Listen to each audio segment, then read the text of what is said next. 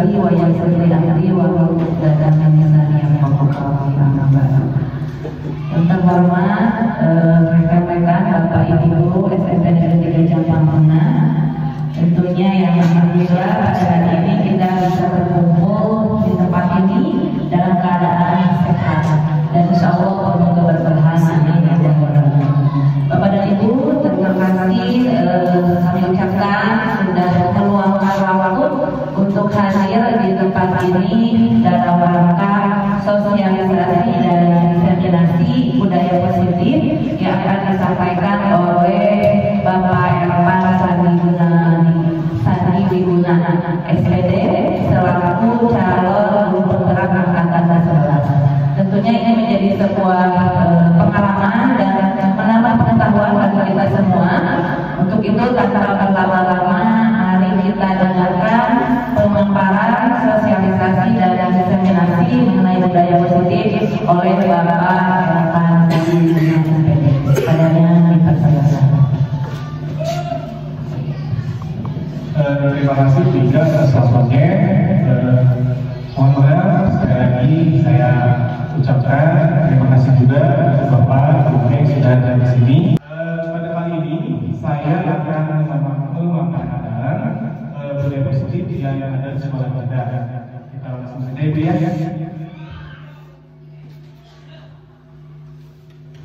Kita perkenalan dulu ya. Di sebelah paling kanan itu ada fasilitator saya. Dia sebelah tadi paling kiri ada Bapak Iman Rahman, ini sebagai direktur praktik, dan saya sendiri yang di tengah Ervan Sandi Wiguna, CGP angkatan 11. Selanjutnya penyebaran pemahaman kepada rekan guru tentang budaya positif di sekolah lingkungan kita khususnya. Tapi sebelum kita lanjutkan pembahasannya, kita ada SPM dulu ini Bapak yang mudah-mudahan jangan sampai kita tegang dan kita harus harus konsentrasi dalam pembelajaran yang akan kita laksanakan hari ini. Oke, clue yang pertama ya, dengarkan ucapan saya, bukan dengarkan saya. Oke, sekali lagi, clue yang pertama, dengarkan ucapan saya, bukan dengarkan saya. Oke, siap? Kita mulai. Oke. Coba mana hidung. Oke. Coba mana bibir. Coba tangan. Oke, alhamdulillah ya sudah konsentrasinya sudah ada. Ya terima kasih untuk kita semua. Oke. Clue yang kedua. Clue yang kedua apa? Jawablah ketika mendengar kata. Oke, kita contohkan. Apakah kita sudah makan? Dengan apa makannya itu? Oke.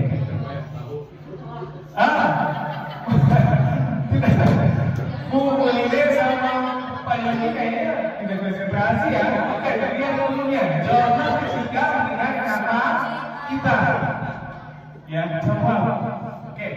Apakah kita sudah mandi hari ini? Sudah. Oke. Menggunakan sabun tidak? Alhamdulillah, konsentrasinya sudah mulai ada ya. Terima kasih untuk kita semua. Kita lanjutkan. Sebelah saja. Seorang guru yang baik harus memiliki kemampuan dalam mewujudkan budaya positif di sekolah. Budaya positif tersebut dapat dijalankan dengan menerapkan konsep-konsep inti seperti yang pertama, disiplin positif, motivasi. Yang kedua, perilaku manusia. Yang ketiga, keyakinan sekolah atau kelas. Yang keempat, kebutuhan dasar manusia. Yang kelima, proses kontrol restitusi. Dan yang selanjutnya, yang ketiga, restitusi. Ya, jadi kita di sekolah harus menerapkan ini Bu. Ya, jadi kalau misalkan kita tidak tahu, mungkin saya insya bisa menjelaskan sedikit demi sedikit tentang apa itu disiplin, tentang apa itu perilaku, tentang apa itu keyakinan dalam sekolah kelas, kebutuhan dasar manusia, fungsi kontrolnya, yang segitiga diskusinya. Di sini juga ada CGP yang sudah melaksanakan sebelumnya. Oke, selanjutnya budaya positif. Kembali lagi dulu. Menurut ibu bapak asal budaya positif itu?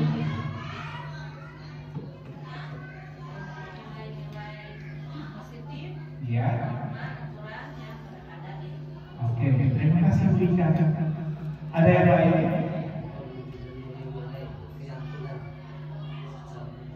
Oke, bagus Pak Uja. Selanjutnya adalah, oke, kita bahas saja langsung. Budaya positif merupakan pewujudan dari nilai-nilai atau keyakinan universal yang diterapkan di sekolah. Budaya positif dapat mendorong murid untuk mampu berpikir, dan menciptakan sebuah proses, merdekakan dirinya sehingga murid mampu mandiri dan bertanggung jawab. Kecepatan sundahan budaya kebiasaan murid diterapkan di sekolah dengan hal-hal positif. Ulang dengarkan ini, tapi yang positif. Oke, selanjutnya budaya nanti orang kita kudu kebiasaan. Yang pertama, bentuknya tidak ada kelas. Yang kedua, menguatkan karakter positif seperti akhlak mulia. Yang ketiga, menguatkan peduli terhadap sesama. Yang keempat, gerakan literasi sekolah. Yang kelima, kegiatan ekstrakurikuler. Yang keenam, menguatkan karakter bertanggung jawab. Dan yang selanjutnya menerapkan 5S: senyum, salam, sapa, sopan, dan santun. Oke, kalau kita keyakinan kelas, ada yang sudah tahu seperti apa?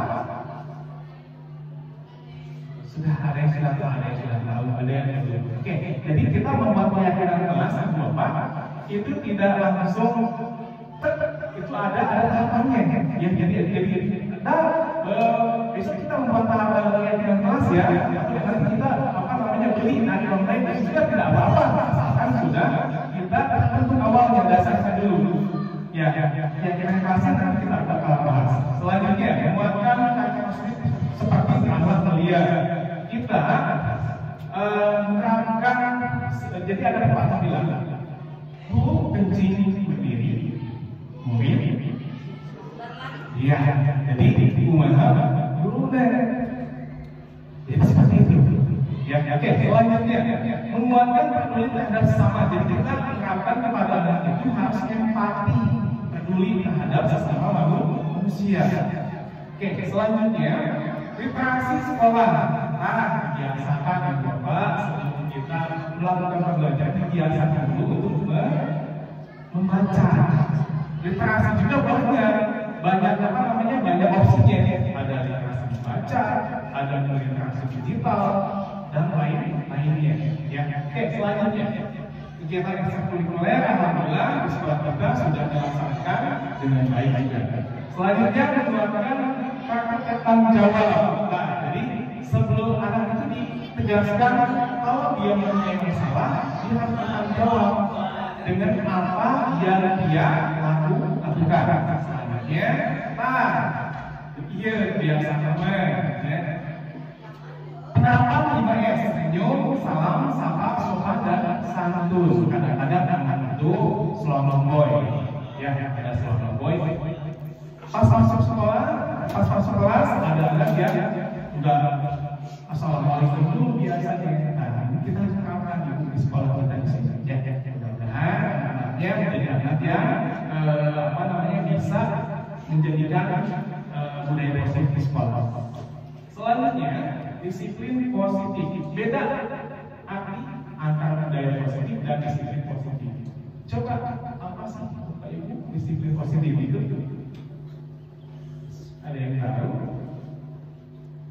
Oh, jangan. Aku balik nanya ya, so, mangga silakan. Beda konteksnya budaya positif sama disiplin positif. Bika.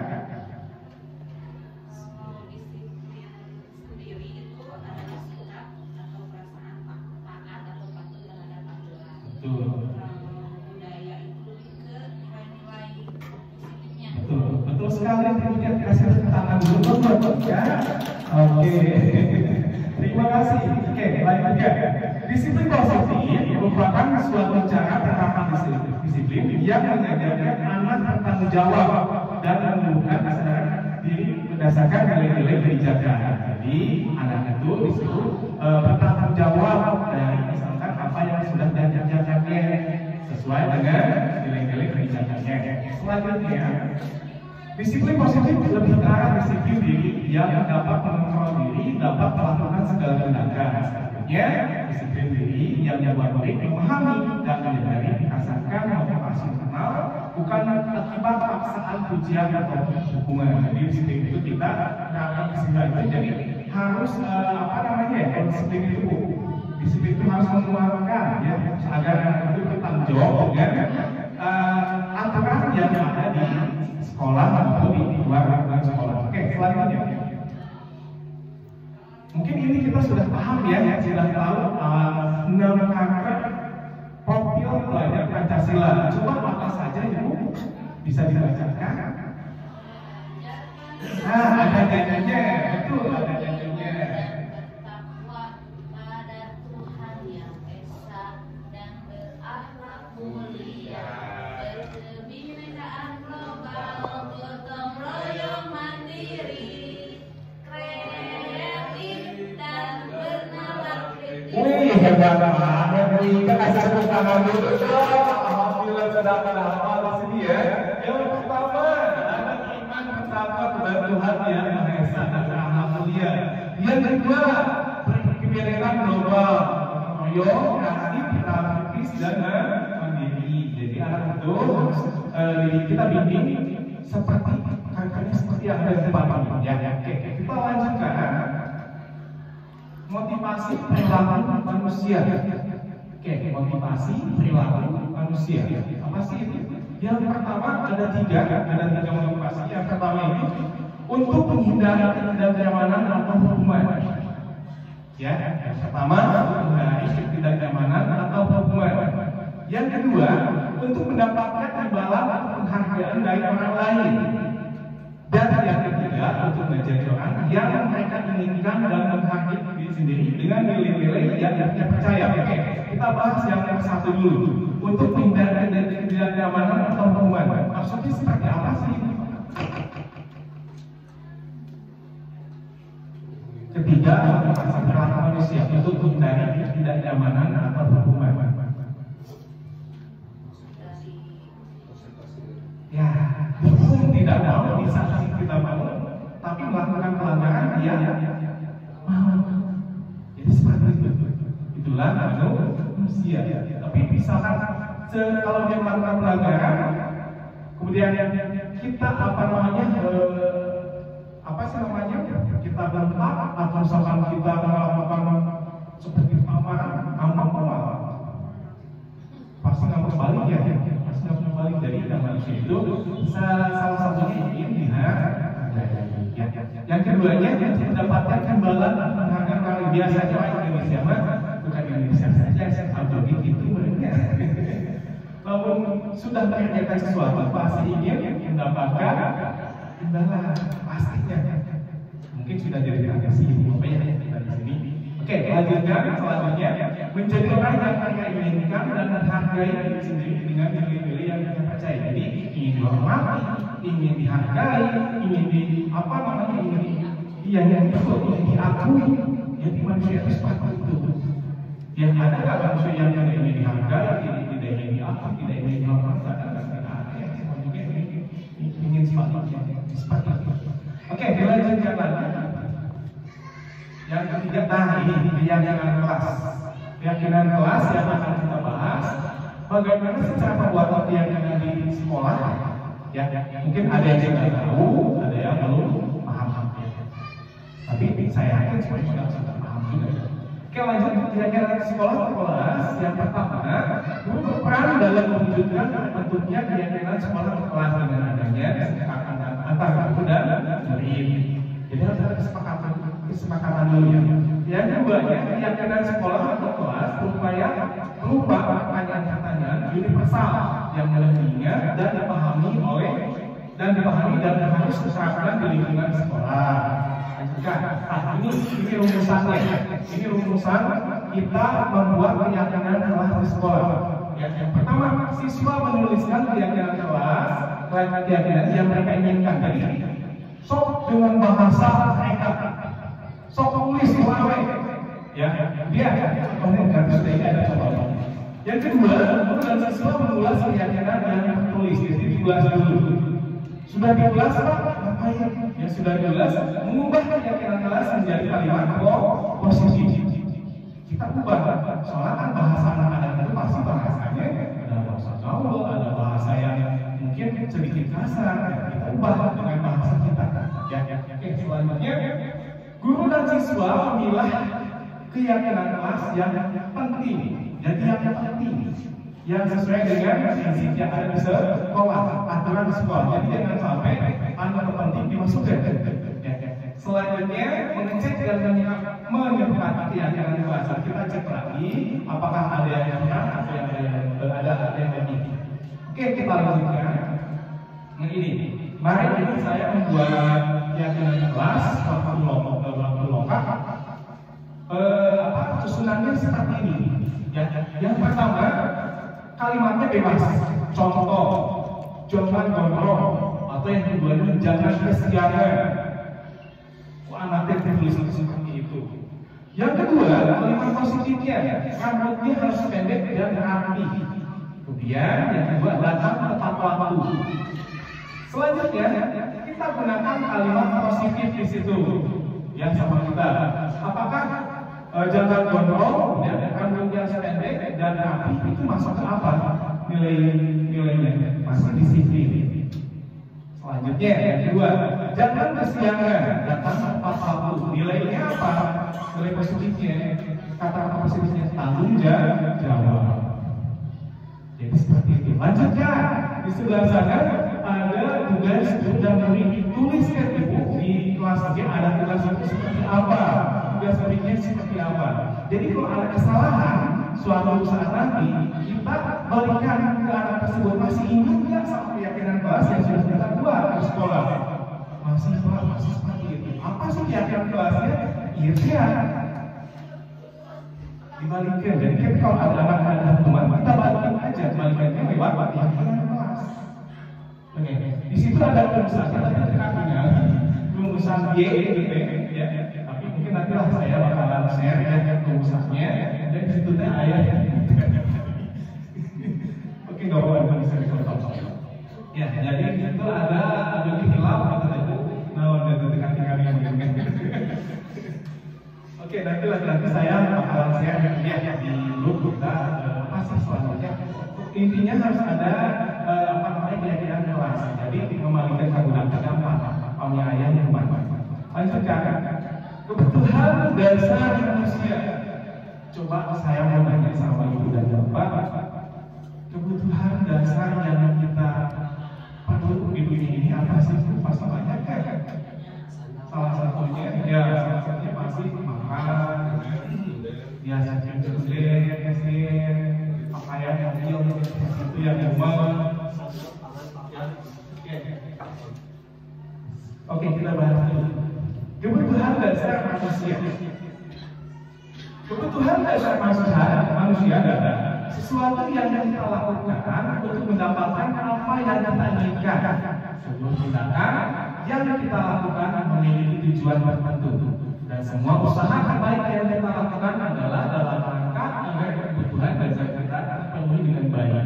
Ya, jadi kalau kita tidak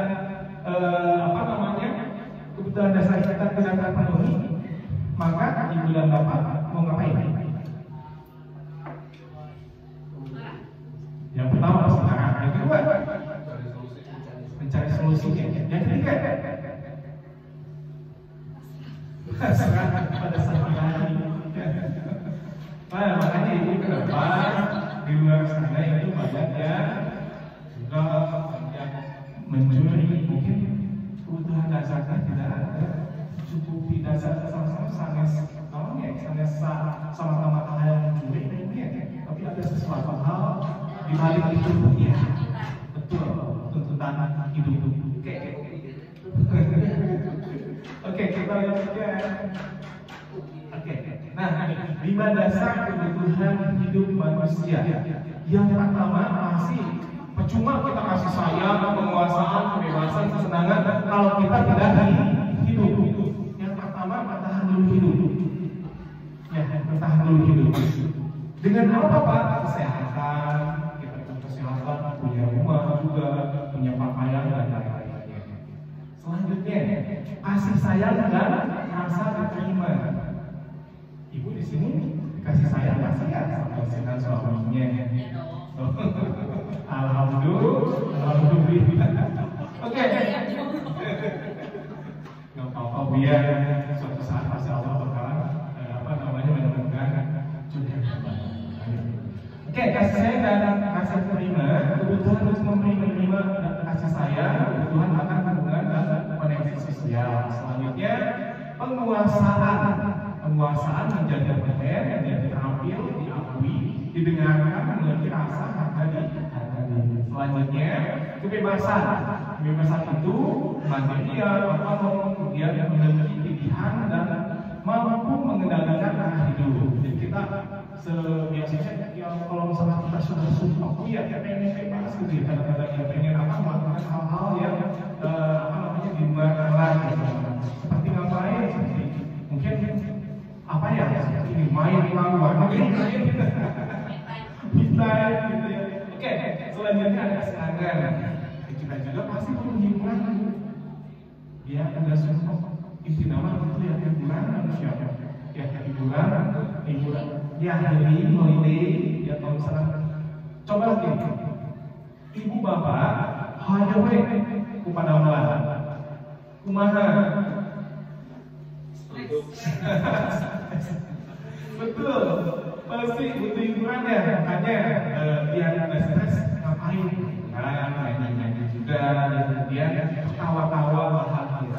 Manusia itu semuanya ingin bahagia. Oke, kita lanjutkan. Posisi kontrol restitusi. Apa sih restitusi itu?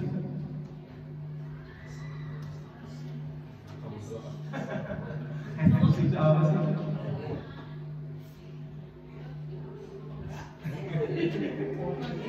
Nah ini nih biasanya restitusi ini berkaitan dengan siswa. Oke, kita lanjutkan.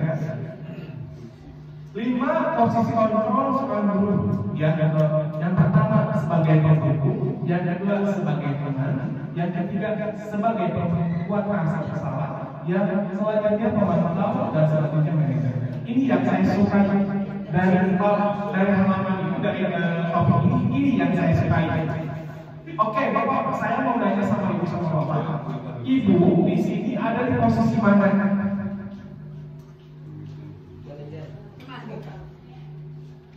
Ibu bapak di sini ada posisinya posisi mana? Ini yang saya sukai dari topik yang lain. Saya sukai. Dika di posisi mana? Kalau ucap yang lainnya mana? Oke. Saya bahas dulu tentang pemburu. Contoh hukumannya keliling lapangan 10 putaran. Jika ini sebenarnya 10 keliling lapangan 10 putaran, jika ditempatkan di bidang studinya olahraga, apakah itu hukuman? Oke, betul. Kalau misalkan tempatkan di bidang studinya IPA atau matematika, apakah itu hukuman? Iya. Kenapa? Coba dijelaskan. Hukuman itu tidak langsung dapat diberitahukan dari awal. Betul. Kalau ya Oke. Betul. Kalau guru olahraga di mata pelajaran di pelajaran PJOK keliling lapangan seputaran itu disebutnya disiplin. Ya pasti lah kalau kita pelajaran atletik mau mungkin kan berlari kan, ya pasti lari atau stretching. Kita awalnya pasti melakukan lari jogging sedikit, itu pasti stretchingnya seperti itu di dalam pelajaran PJOK. Tapi di dalam matematika atau pelajaran yang lainnya ini adalah hukuman. Beda dengan konsekuensi. Konsekuensi itu nanti kaitannya dengan yang kelas yang sudah kita bahas tadi. Kamu ya, misalkan kalau ada anak misalkan lagi ada kesalahan, kamu ingat nggak konsekuensi yang sudah kita terapkan di kelas kita? Betul. Karena kenapa? Karena sudah disepakati dari awal untuk kata taujud. Selanjutnya, teman. Contohnya, ayo bantulah bagi bapak ya. Sudah, ini tidak apa-apa. Nanti bapak bantu bereskan. Tapi kalau dijadikan teman juga, nanti anak tersebut bakalan ketanyaan. Betul, salah satunya ya. Ayo ini kadang-kadang sama kita. Ya, kalau seperti itu jadi kumaha, jadi ada aja kami terpawar di situ. Selanjutnya, membuat rasa bersalah. Jadi gimana coba kalau kamu mau coba begini, misalkan, menurut ibu ini cocok gak? Tidak. Gimana? Kurang cocok ya? Kurang cocok. Jadi ini membuat rasa bersalah ini jadi anak itu nanti semakin down, semakin stres, semakin semakin kalau kita tekan nanti semakin stres, semakin down, semakin semakin terpuruk di situ. Tidak boleh juga kita menyalahkan ke anak, apalagi sampai berkata ya kasar seperti itu. Oke, selanjutnya memantau itu seperti apa? Contoh, pacuannya apa? Apa yang telah dilakukan? Sanksi atau konsekuensinya apa? Kalau pemantau itu lebih banyak pertanyaan. Iya, sesuai dengan aturan pemantau. Oke, selanjutnya manajer. Apa yang kita yakini kembali ke keyakinan kelas yang sudah saya bahas tadi. Kemudian kita akan meyakininya, apakah akan bersedia memperbaikinya. Jadi manajer itu sebagai pembimbing kepada siswa. Ya, jadi pembimbing bukan sesuatu. Ya, tapi dia juga bisa menjadi manajer untuk dirinya sendiri. Dan nanti dia akan bertanggung jawab sama dirinya sendiri juga. Jadi antara kalimat ini yang paling cocok yang kita berikan yaitu nomor betul kata manajer. Yang tidak boleh Pak, yang tidak boleh itu pengomong sama membuat rasa bersalah. Yang tidak boleh ada sesuatu. Ini contoh 5 proses kontrol. Ada motivasi eksternal, intrinsik, ada identitas gagal, ada identitas sukses. Nah, kita contoh. Jadi saat penghubung di sekolah, jika bapak ibu itu misalkan kau ini itu tidak boleh, ya atau nggak bentar, nggak boleh zaman sekarang. Selanjutnya, kemudian membuat orang merasa bersalah, berceramah menunjukkan kekecewaan dan mendalam. Nggak tahu nama orang segitu. Jadi jangan begitu kan nanti ke anak tidak juga. Kalau kita seperti itu, bapak capek, yang penting sudah menemukan ya, ibu capek, itu nggak boleh.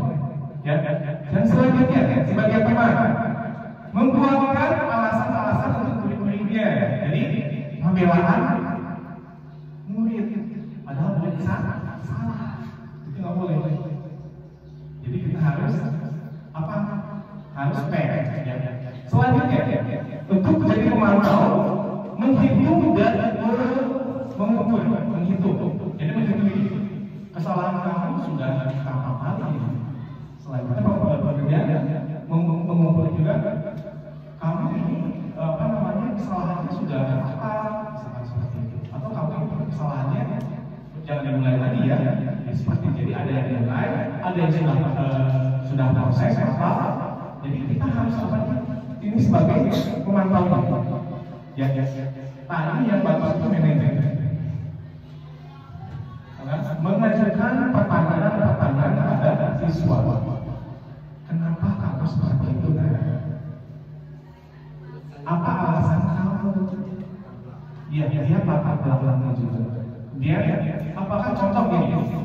Kunaon sih si Ahmad kosong ini terlambat sekolah?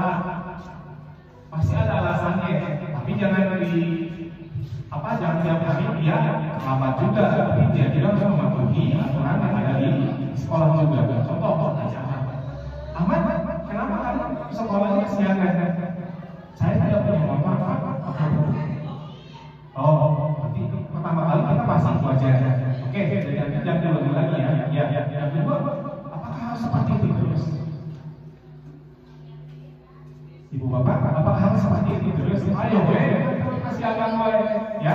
Jadi tidak boleh, jadi harus ada solusinya di situ. Solusinya apa?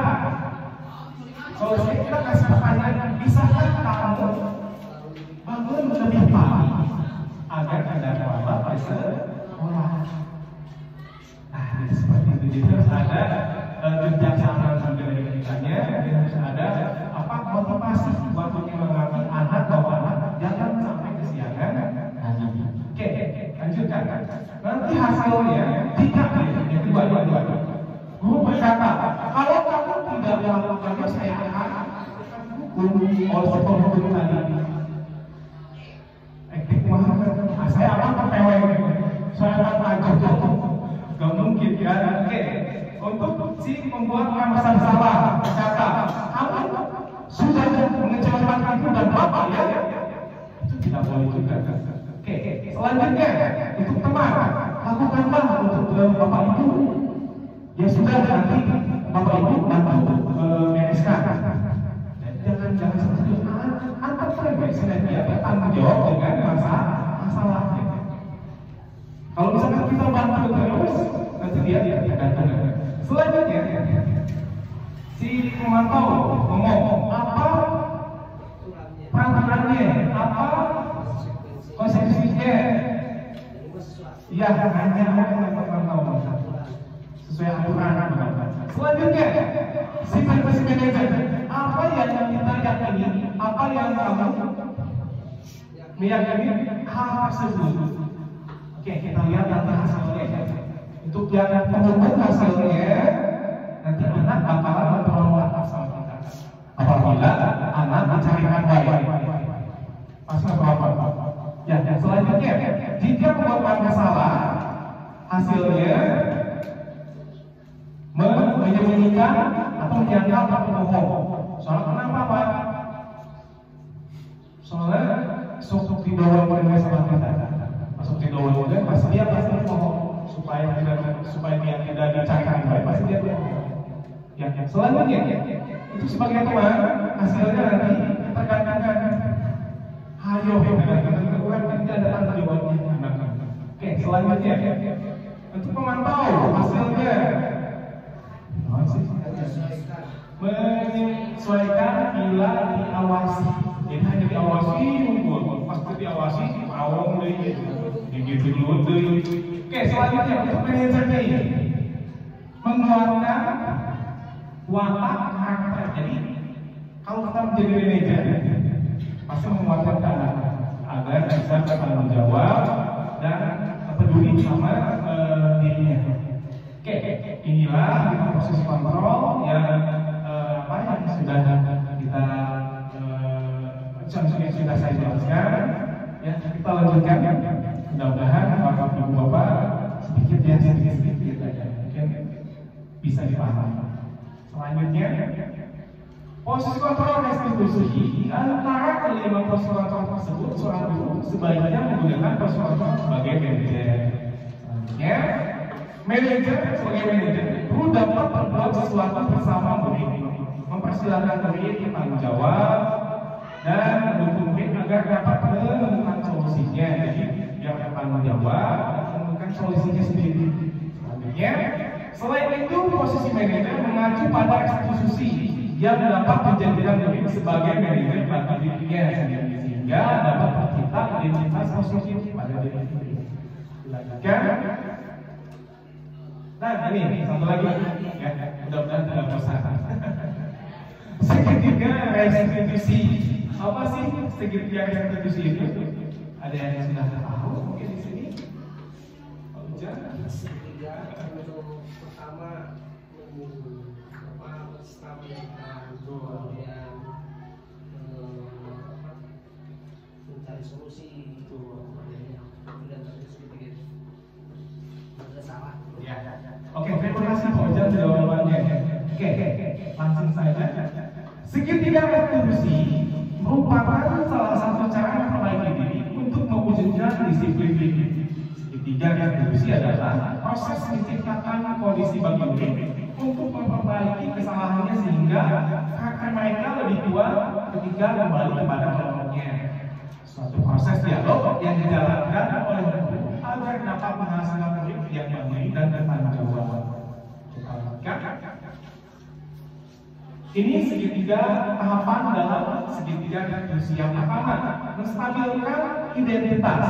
Yang kedua, validasi tindakan yang salah. Dan yang ketiga, menanyakan keyakinan kelas. Oke, saya tanya dulu ya, boleh menstabilkan identitas itu seperti apa sih, Bapak? Untuk murid kita, kalau ada masalah kita harus stabilkan mana? Tidak langsung disalahkan ya, tidak langsung dipuji. Kalau latar belakangnya dan latar permasalahan, jadi stabilkan. Iya, betul. Jadi begini, saya tambahkan Pak. Kalau anak sudah dihukum, kembalikan lagi karakternya seperti awal semula. Jangan sampai dia down, jangan sampai dia stres, jangan sampai dia punya rasa bersalah yang tinggi akibat dia mempunyai masalah di sekolah. Sudah mempunyai masalah di sekolah dengan tanggung jawab apa? Kembali lagi ke keyakinan kelas dan aturannya.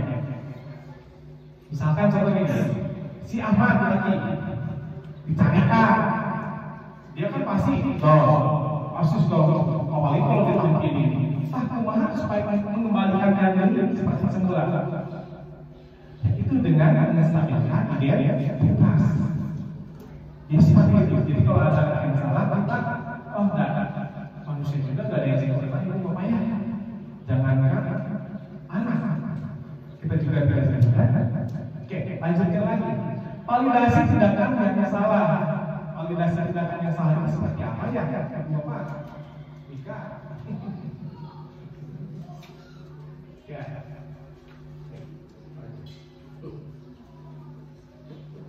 Ada mau menjawab? Validasi tindakan yang salah. Oh, jangan.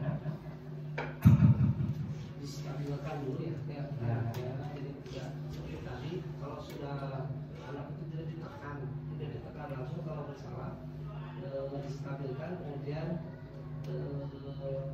validasi tindakan tersebut salah atau benar, terus lihat ke keyakinan yang sudah disepakati dan tidak ya.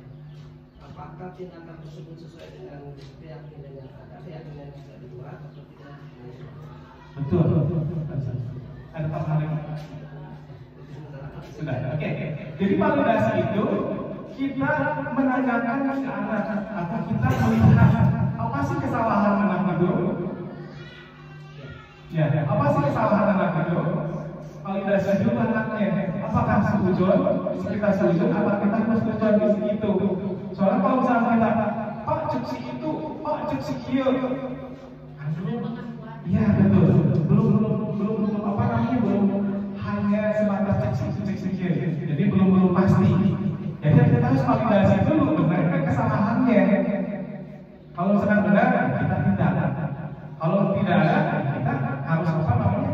Ngapain tidak? Kalau misalkan dia sudah bersalah, ya harus divalidasi dulu kebenarannya. Ya dia tidak dalam langsung menjelaskan sama fokus ke sana dan cek itu. Jadi dia tidak cek. Jadi kita harus harus validasi. Selanjutnya, menanyakan keyakinan kelas. Kita harus validasi. Yang tadi menstabilkan itu berdasarkan prinsip membuat kesalahan adalah bagian dari proses pembelajaran. Contoh, membuat salah itu tidak ada apa kan? Ya, tidak ada manusia yang sempurna. Selanjutnya, saya pernah melakukan kesalahan seperti itu untuk menstabilkan identitas. Jadi, gak bapak oke kemana gitu deh? Kayak kamu pulang gitu dewe, gak bapak oke yang dibaik. Jadi motivasi dulu. Jadi motivasinya dari kita. Selanjutnya, validasi tindakan yang salah. Berdasarkan prinsip setiap perilaku berupaya memenuhi suatu kebutuhan tertentu. Contoh, padahal kamu bisa melakukan yang lebih buruk dari ini, ya. Kemudian kamu pasti punya alasan mengapa melakukan itu. Alasan begitu validasi. kemudian apa namanya? Ya, menanyakan dulu, benar apa yang sudah saya bahas tadi. Selanjutnya menanyakan keyakinan. Berdasarkan prinsip dari kontrol bahwa pada dasarnya kita memotivasi secara intensif. Apa nilai-nilai umum yang kita sepakati? Jadi balik lagi ke keyakinan kelas yang sudah kita bahas. Oke, kita lanjutkan. Ada penutup dari saya. Penutupnya, dalam penerapan kompetisi positif, hendaknya guru memiliki standar kepribadian profesional dan sosial yang baik, di mana guru mampu merefleksikan dirinya dalam proses kontrol saat ini, bagaimana perjalanan dirinya sebagai kelompok atau manajer yang menuntut murid-muridnya menjadi insan yang mandiri, merdeka, dan bertanggung jawab. Ini untuk standar nasional pendidikan seperti ini. Ya. Selanjutnya, terima kasih. Terima kasih untuk semuanya. Oke, mungkin di sini ada tempat baliknya. Silakan buat ujian.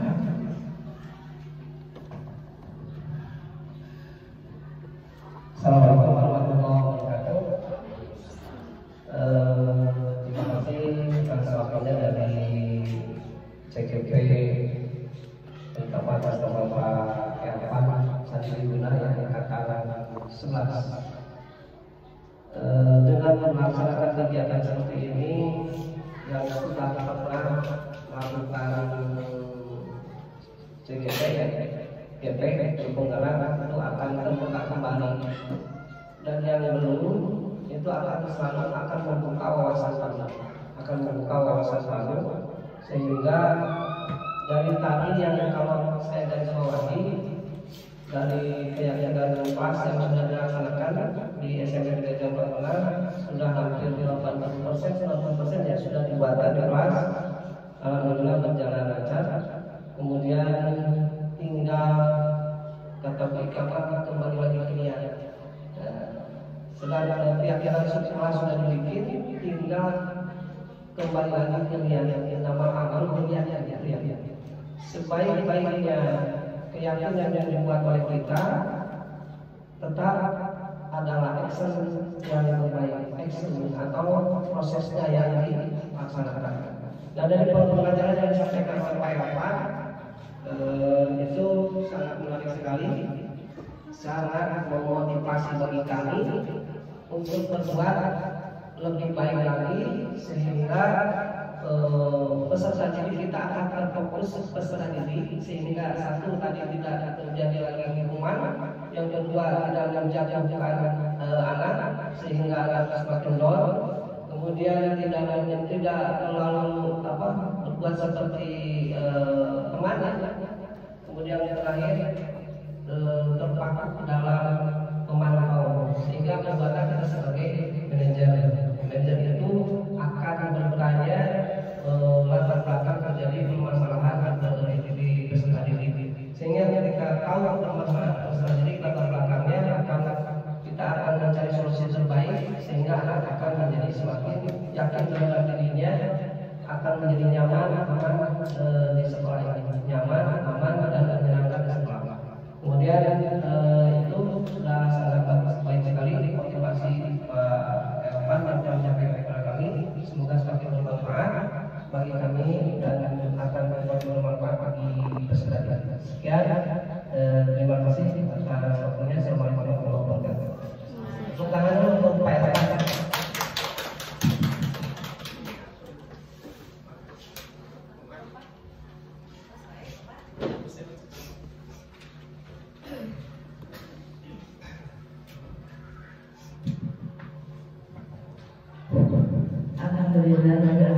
Rangkaian kegiatan hari ini sudah selesai dilaksanakan dengan ucapan alhamdulillah ya rabbil alamin. Luar biasa sekali apa yang kita dengarkan hari ini, apa yang sudah disampaikan oleh guru penggerak angkatan 11 yaitu Bapak Ervan, di mana ilmu, pengetahuan dan wawasannya itu insya Allah akan menular kepada kita, dan insya Allah juga kita siap ya insya Allah untuk bisa mengimplementasikannya menjadi manusia sebagai tadi sebutan manajer di sekolah ya, bukan penghukum ataupun pemantau saja, tapi sebagai manajer. Mudah-mudahan ini menjadi sebuah motivasi buat kita semua untuk lebih baik lagi, di mana ternyata seorang manajer di sekolah itu luar biasa, tantangannya luar biasa, apalagi di era zaman sekarang. Namun tetap kita harus tetap semangat, optimis. Insya Allah kita akan mencetak generasi yang berakhlak mulia, cerdas dan juga berkarakter sesuai dengan nilai-nilai Pancasila. Bapak Ibu, terima kasih sekali lagi atas perhatiannya hari ini. Kita berikan tepuk tangan yang meriah untuk Bapak Evan. Sukses Pak Evan.